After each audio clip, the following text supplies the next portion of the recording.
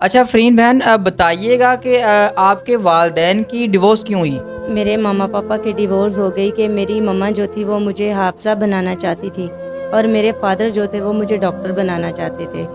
وہ غصہ کرتے تھے، وہ کہتے تھے کہ آپ اس کو کیوں قرآن پڑھاتی ہو، میں نے اس کو ڈاکٹر بنانا ہے۔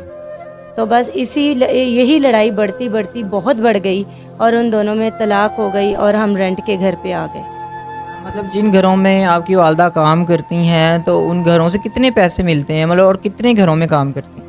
اصل میں میری مما 2 سے 3 گھروں کا کام کرتی ہیں، تو آپ کو پتہ ہے سیلریز اتنی ہے نہیں ہے، زیادہ سے 3,000-3,500 سے زیادہ سیلری نہیں ہے ان کی۔ تو یہ ہے کہ پھر گھر کا کھانا وانا راشن روشن بھی ہم لوگوں نے کرنا ہوتا ہے، تو ہمارے بل بہت زیادہ آ گئے تھے، جس کی وجہ سے ہم لوگ رینٹ نہیں دے سکے اپنے گھر کا۔